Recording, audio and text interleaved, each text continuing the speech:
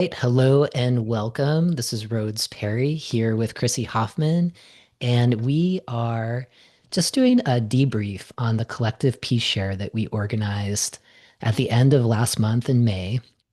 So this was on Wednesday, Chrissy, May 28th, May 29th. It's feels like it's already been like another year in the year of 2026. So as we come in, just like a heart check, I'm curious for you, Chrissy, like what's on your heart today before we get started in our debrief? Hmm. Ooh, I wasn't prepared for that question. What is in my heart? Hope. Hmm. Hope. Hmm. Yeah. What's bringing you hope? Um, I'm asking for a friend. well, I'm going to say a lot of why. I think I'll be able to answer that when we start to talk about why we created, Hmm. you know, Hmm. what this peace share is and why we created it. Hmm. Um, I definitely feel when I come into this realm of my life, Hmm. which is my work as a yoga therapist and a Reiki practitioner and a yoga teacher.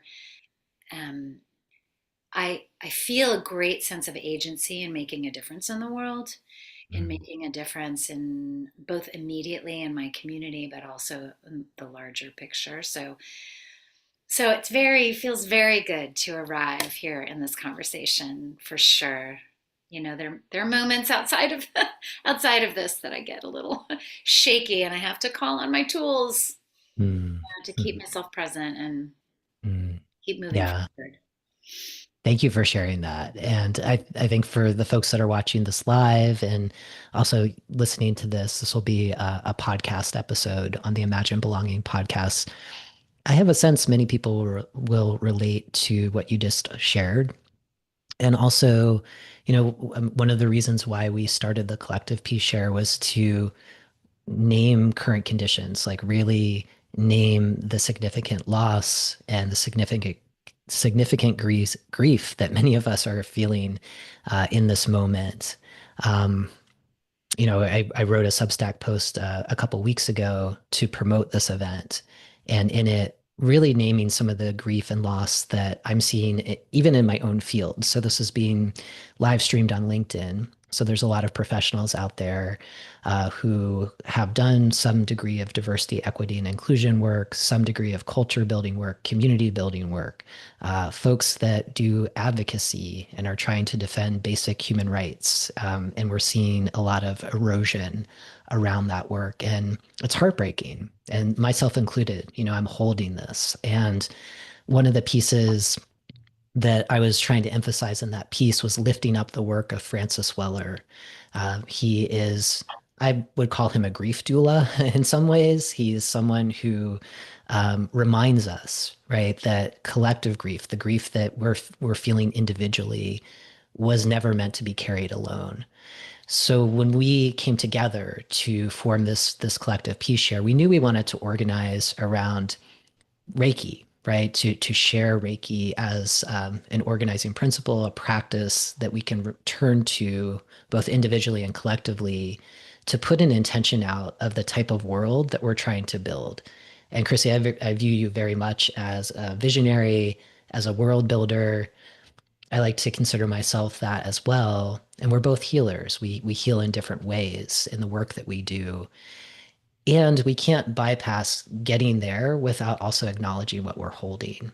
And so we put out an invitation, and I even put it out on my listserv. I was like, this might be a little risky. It's leaning more deeply on some of the spiritual practices and the education that I've received, and it informs all of my work. And I was like, why not just bring more of myself into my work and bring colleagues like you to partner and be creative healers together. And so that was kind of at least like the way that I would say with the origin of this. And I would love for you, Chrissy, to maybe share like what brought you to this space and the interest in collaborating with me. Um, I think you said it beautifully. I'm that pretty much sums it up. Why wouldn't I want to work with you? You are Oh, amazing, and it's been such a gift. And likewise. I knew as soon as we met each other at our master level Reiki training that that I need to know this guy. Mm, There's a path forward with this human being, and I've just been so grateful to continue this relationship, and this is what came out of that. So, just yeah. super grateful. Um, I think that piece you're referring to was really beautiful, and I think in a way it says exactly why we want to hold this space. That sort of, I know I'm feeling this. I know I need to process this. I know I need broader tools Hmm. to process this and then expand beyond, right? That transform through that processing. Mm, But it's really hard to put it out there. It's mm, really hard alone to just say that. mm, And so both in, I think, challenging ourselves to say let's give it a go, let's just really pick a date and try this out, um, for ourselves, to push ourselves to do that, but also then to for people feeling the same thing. I know I need something more. I know mm, I need something more. I know there's something more out there. And I one of our participants, Katie, said that. She said, I have been waiting for this, mm, a lawyer, a divorce lawyer. mm, mm, I've been waiting for this. mm. So I just I think the way you set that up beautifully with that essay was lovely, and then it just manifested. It was really, Beautiful. yeah, Yeah, it was really amazing. beautiful.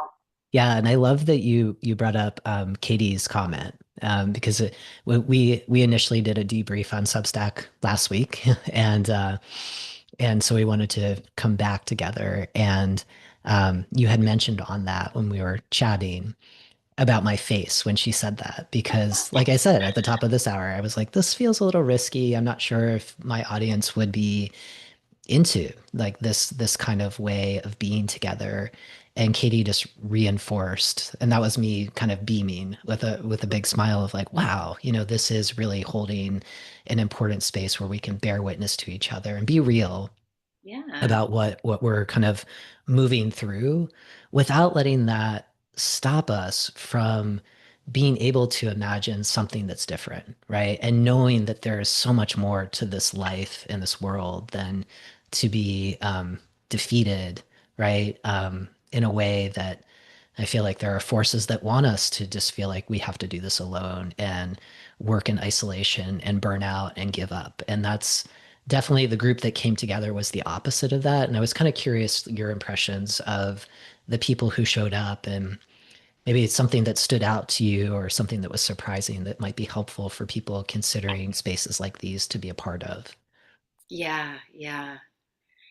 Um, well, I thought everybody was really in the same vein, that they were all just sort of, I'm not sure anybody said this directly, but this sort of idea of like, I'm banging my head against the wall a little bit, trying to get purchase on occupying my existing life and space in a heart aligned way that really is moving, that I can see it moving towards the, the kind of new world transformation that we need.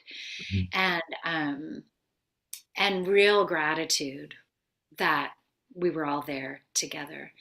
The thing that surprised me was a little bit selfish, and I think that to go back to that, to seeing your reaction when Katie so passionately just said what she said, is that by us holding the space, right, and putting it out there and saying, okay, we defined it, we called it, we set a date for it. She then showed up and could open up to her truth, to her alignment, and it just reciprocated back. The space was held for me. Mm, I guided that meditation, but I really was surprised. I mean, it's not that it never happens, but it, to a great extent, it was like, oh, I was on my own journey. I was not just facilitating. And then when I paused to say, okay, take some time to write down what you experienced there, I was like, oh, mhm, mhm, I have something to write down. I have something, that's pointing me in a direction here. That's some valuable wisdom from within that, and I just found that to be just such a beautiful surprise, mhm, mhm, a co-sharing of that space in the way everyone was occupying it so genuinely, and mhm, really meeting the call. mhm, Not mhm. even just like, oh, I wanted to see what it was like, but like, oh no, I need a space like this. Yeah. Yeah. And that was another surprise for me was our one of our teachers who came to the space, Jane, and she shared how much she needed to be held and what a space like this was able to provide for her, which was also another moment of I think both of us beaming, Totally. right? Like Uh, I just like mean, full circle, right? what a gift. Yeah, it was really a gift. And I didn't have this realization until this morning. Well, I guess last night. I went to a concert last night. I saw Lee Harris for the first time. Not sure if people who are watching are familiar with his work. Really beautiful human being. And he had said something about the difference. And I want to write about this. This might be a future Substack post. The difference between truth and justice, which is a certain story, it's a certain way of showing up, and it's a certain work. And it's very valuable work, especially right now, truth and justice, seeking that. And then love and healing. And these are both needed, along with so many other things that this future world needs. And for me, I had this realization of like, wow, I feel like the first half of my professional career was really centered around truth and justice. I come from an advocacy background. I had a fierce, fiery younger self that just saw a lot of systems of oppression and wanted to see them burn down so that we can have something better. Yeah. And and that really shaped and it informs my work now. It lives within me.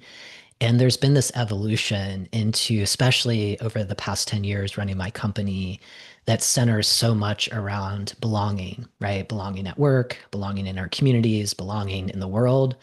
And that's so much about love and healing and trying to get really curious about who's most likely to feel this and who's least likely to feel this and what's the cost when we're not expanding the promise, this birthright that we all have, and Mhm. how that shifted me into, deep empathy, like really trying to see the other when I strongly disagree with maybe some of the worldviews, yet not losing sight of their humanity and how necessary that is right now. And so that was just kind of this realization from this event. I think it's sparked from the collective peace share, and it's just been kind of building for me of like, wow, like this offering is truly centered around being a creative healer. And I feel like that's like this new, like just right now, like really naming that and to be with someone who I view very much as a creative healer. And so I just wanted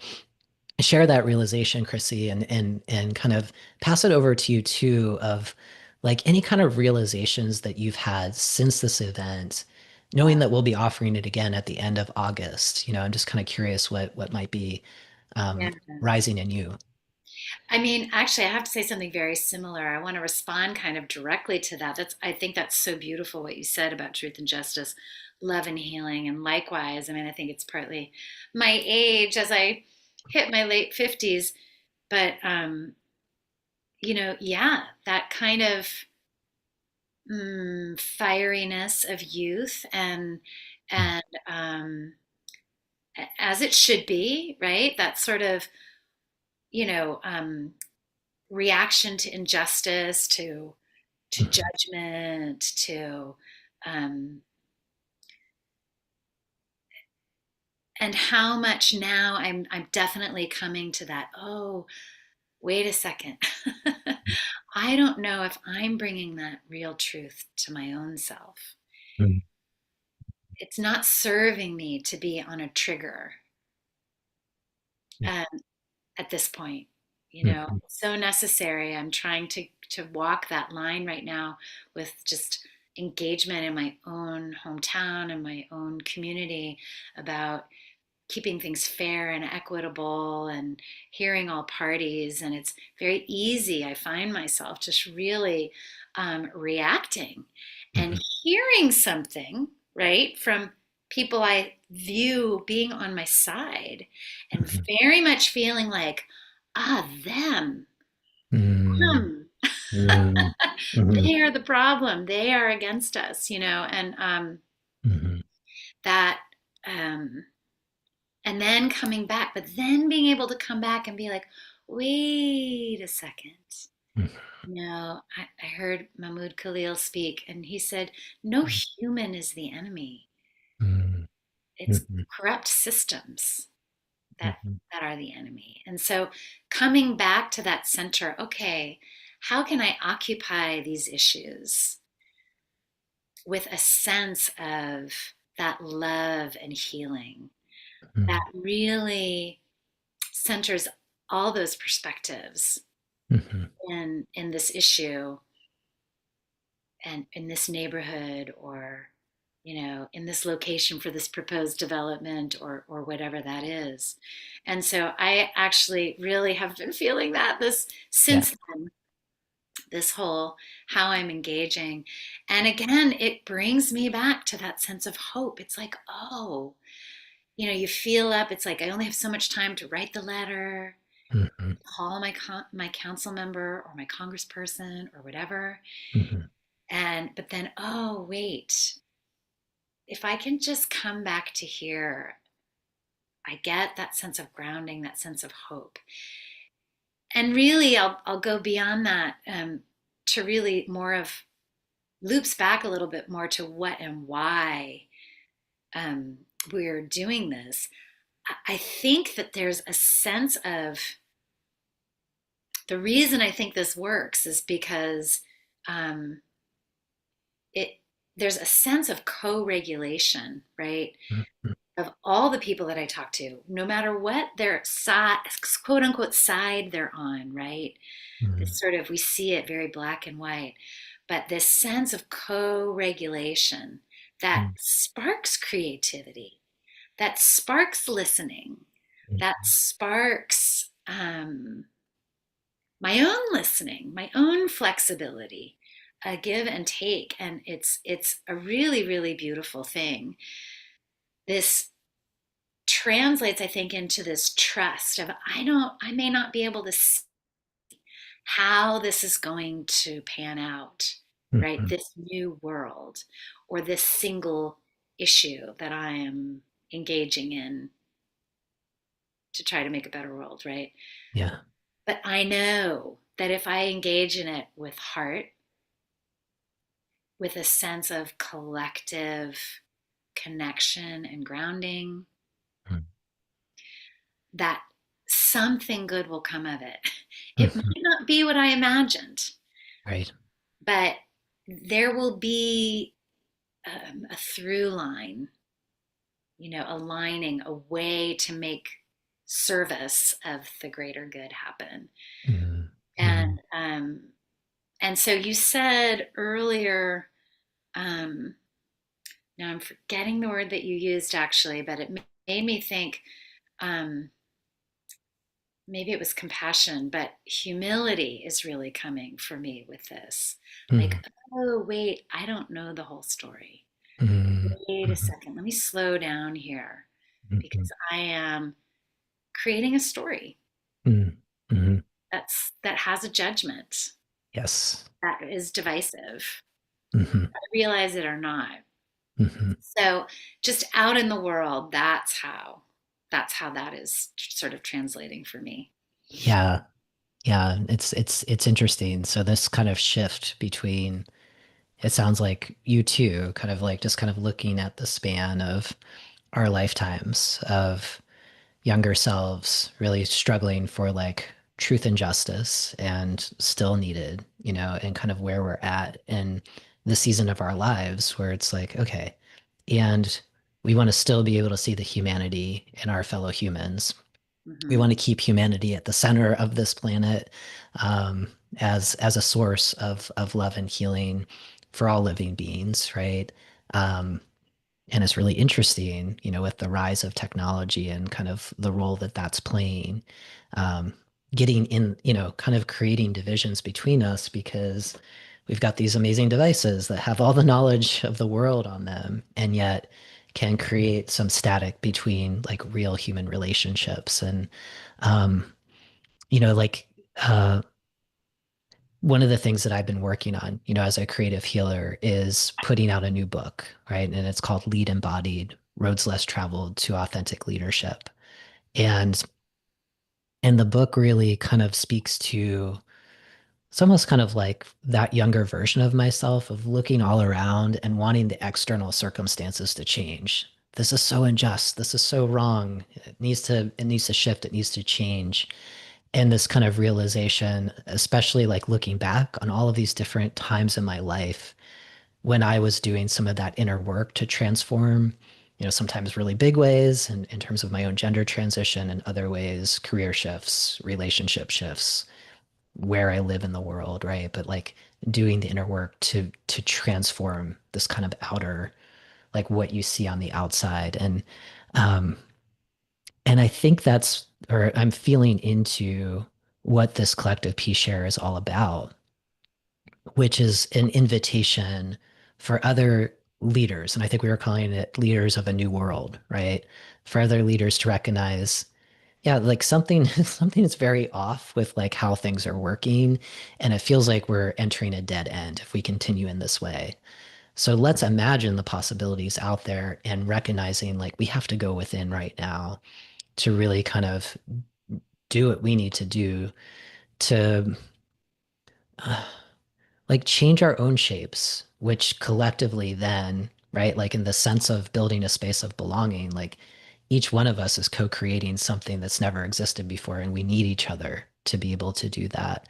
And we have to go on our own paths. And so that's kind of what this book is about. And it's interesting that it's being birthed at the same time as this event that we're continuing to offer each month. It's the last Wednesday of every month. We do it at 4 p.m. Pacific time.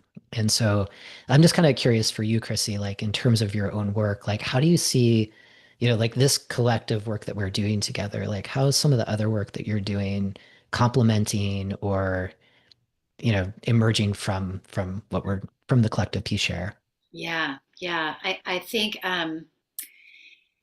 it's shifting, and I don't know if it's the piece share, or sort of the planning of the piece share and then finally doing our trial run that was the real shifter, or if there was all kind of moving along together. But there is a timing of suddenly these clients that I'm getting in yoga therapy using Mm. a lot more Reiki, actually, I have to say. That's really what Uh, people are asking for. But yeah. it's very sort of like, okay, I'm ready to look into Mm. those dark spaces. I am actually ready Hmm. to understand what my body, what my heart is telling me, Mm. and to shift away from distraction and compartmentalization, which, Mm. as you said, when we're here, there's no human being. It's Okay. just information. Yeah, Yes. totally. You Yeah. got one frozen moment of an expression on their face, Hmm.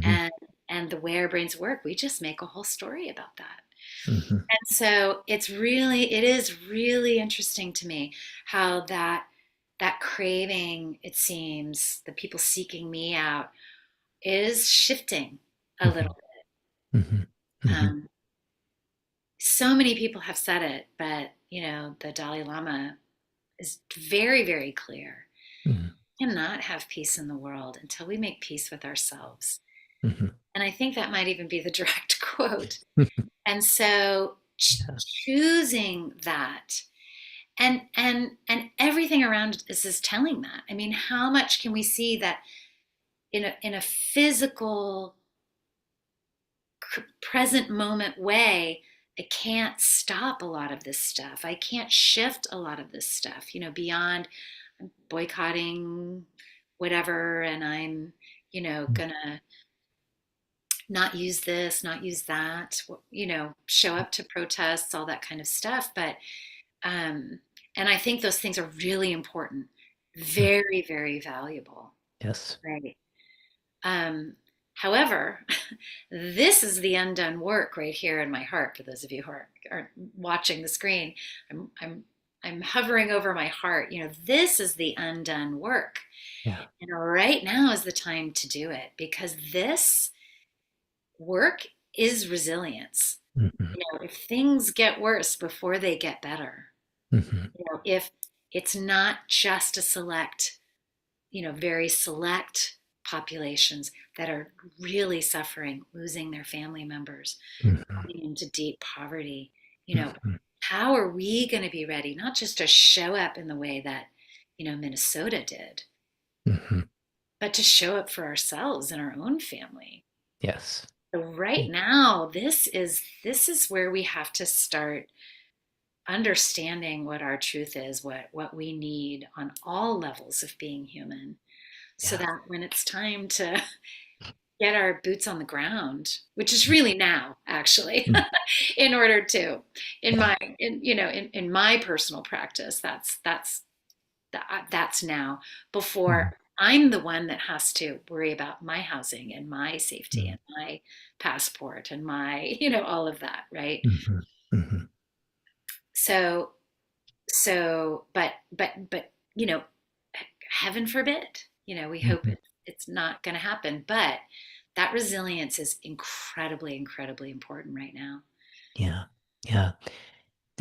Look, what you're sharing is it's this both and approach of like kind of taking part and being a part of the world and not sticking your head in the sand while also kind of going within. And it made me realize, in terms of what we're doing with the collective peace shares, that we are organizing around a couple of principles. The first is presence, right? So yes, we are kind of like dreaming about the future. We're not kind of fretting, we're not being anxious about it.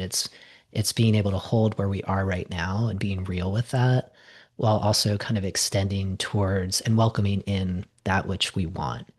Um, there's also a piece around recognizing like what we do have influence over and what we don't, right? Like I wish, like those of us within the collective peace share had, access to world leaders to kind of welcome them in to do some of this inner work. And as far as I know, we don't, right? And we have, right? We do have kind of influence over ourselves, and that's where that kind of inner work comes in.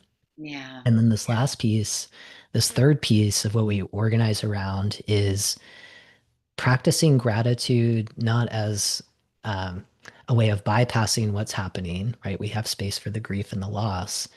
It's the mood of gratitude. It's the recognition, like, what I learned in my somatic school in particular is it's not something that we do when something great happens of like, yay, I'm grateful for this material thing that's shown up in my life. It's a mood of recognizing like what is around me right now. I've got clean water. I've got food that I can eat. I have a place to rest my head, right? And just building from that energy, Yeah. recognizing, what we have so that we can build from that together. And so those are a couple of things that I think people will gain by joining us. And so I want to promise like we were going to kind of land about 30 minutes in. So I feel like we can chat all day about this. And Okay. um, Okay. what I will say Let's to, plan that sometime soon. We don't have to record it, Rhodes. yes, well, we will do that. We'll have a retreat. Maybe we'll welcome in other people in for a retreat. So before we close out, I want to let people know the next time we'll be doing this is in August. and we'll have a different cadence. So it'll be once a month, and maybe there's some other things we do in between. And so that's the last Wednesday of every month. I don't have a calendar in front of me right now, though. If you do join our listservs, you'll be able to access these invitations. They're all complimentary. It's about an hour, sometimes 90 minutes. Chrissy shared her website, so I'm just going to read this out loud. On the podcast, we'll have this in the show notes. It's chrissyyoga.com. So go ahead and check out her work there. You can check out my work at rhodesperry.com. And there's a way you can join my listserv. And so if this is something that appeals to you, definitely it's an invitation, join us, check it out. And if you know of other people that this could be supportive of, please welcome them to join as well. Chrissy, before we kind of close out, any other final comments that you'd like to share? Just thank you. Gratitude, total gratitude. I'm so excited for this to go on. And I think they're just for how this evolves and the transformation, what we can think up. Again, trying to release, I can't even imagine, Mm, truthfully. Like the first one was just so fulfilling that I can't even imagine what kind of strong leadership and transformation will come out of this, and maybe a little bit of a knocking down too as we hit the truth of our grief and mm. and that humility, that just of being real Yeah. and aligned. So Mm. very excited. Thank you. Thank you for being a part of this. Thank you for creating with me. And yeah, and that's an invitation again, for other folks. Like, if you feel a creative healer within you, if you're ready to hold both what is, right, to acknowledge what's here, as well as imagining a future that is worth you and your family and your children and your grandchildren to enjoy, this is a space for you. And I hope to see you there. And with that, I will just kind of close it out with thank you so much. Thank you, Chrissy. And thanks everyone who's watching. And for other folks, thank you for imagining and building a world where more of us feel that sense of belonging. We'll see you soon. Thank you.